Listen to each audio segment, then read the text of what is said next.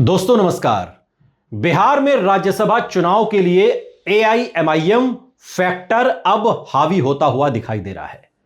असदुद्दीन ओवैसी बिहार के राज्यसभा चुनाव की एक सीट पर पूरी तरीके से गेम को फंसा चुके हैं। असदुद्दीन ओवैसी को मनाने के लिए आरजेडी हर मुमकिन कोशिश कर रही है। 5 सीटों के लिए होने वाले चुनाव ने महागठबंधन के समीकरणों को उलझा दिया है। दिवंगत मोहम्मद शहाबुद्दीन की पत्नी हिना शहाब को आरजेडी प्रत्याशी बनाए जाने की चर्चा है और तेजस्वी यादव को लगा कि शायद हिना शहाब के नाम पर असदुद्दीन ओवैसी की पार्टी एआईएमआईएम मान जाए। चूंकि असदुद्दीन ओवैसी के और शहाबुद्दीन के परिवार के बहुत अच्छे ताल्लुकात हैं और इसी वजह से तेजस्वी यादव ने यह दांव खेला कि हिना शहाब का नाम आगे कर दिया है। लेकिन एआईएमआईएम के प्रदेश अध्यक्ष अख्तरुल इमान ने साफ कर दिया कि उनकी प्राथमिकता हिना शहाब नहीं बल्कि उच्च सदन में यानी कि राज्यसभा में अपनी पार्टी का खाता खोलना है। उन्होंने आरजेडी और कांग्रेस से अपील की है कि वो एआईएमआईएम के उम्मीदवार को समर्थन दें।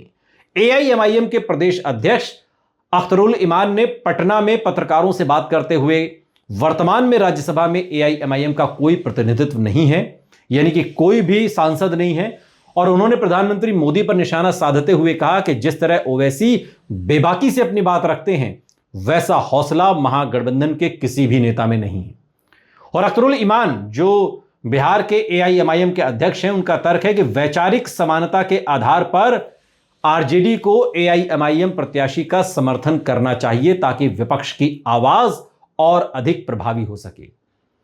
जब पत्रकारों ने हिना शहाब की संभावित उम्मीदवारी पर सवाल किया तो अख्तरुल इमान ने सीधा जवाब देने की बजाय अपनी पार्टी के दावे को ही आगे कर दिया और उन्होंने संकेत दिया कि एआईएमआईएम बिहार से अपना प्रत्याशी उतारने पर गंभीरता से विचार कर रही है। पार्टी का मानना है कि अगर महागठबंधन समझदारी दिखाए तो वो एक अतिरिक्त सीट जीत सकते हैं। हालांकि उन्होंने यह भी चेतावनी दी कि समर्थन नहीं मिला तो पार्टी अपनी अलग रणनीति बनाएगी।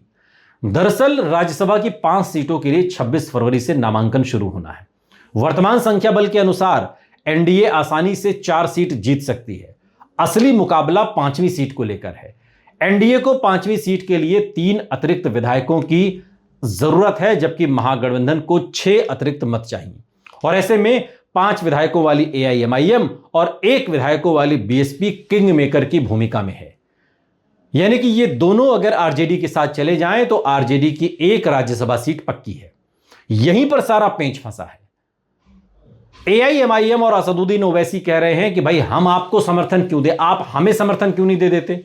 आपके तो राज्यसभा में आपके लोग हैं, आपका प्रतिनिधित्व है, हमारा तो कोई नहीं है। यहां से पेंच फंसा है। लेकिन तेजस्वी यादव ने हिना शहाब का नाम आगे करके एक बड़ा दांव खेला। चूंकि हिना शहाब, उनका परिवार और असदुद्दीन ओवैसी का परिवार, इनके पारिवारिक रिश्ते हैं, एक पारिवारिक दोस्ती है और उसी लिहाज से तेजस्वी यादव ने हिना शहाब का नाम आगे किया है। लेकिन अख्तरुल इमान जो एआईएमआईएम के बिहार के अध्यक्ष हैं, उन्होंने जोर देकर कहा कि वो शुरुआत से ही आरजेडी और महागठबंधन के नेतृत्व के संपर्क में हैं।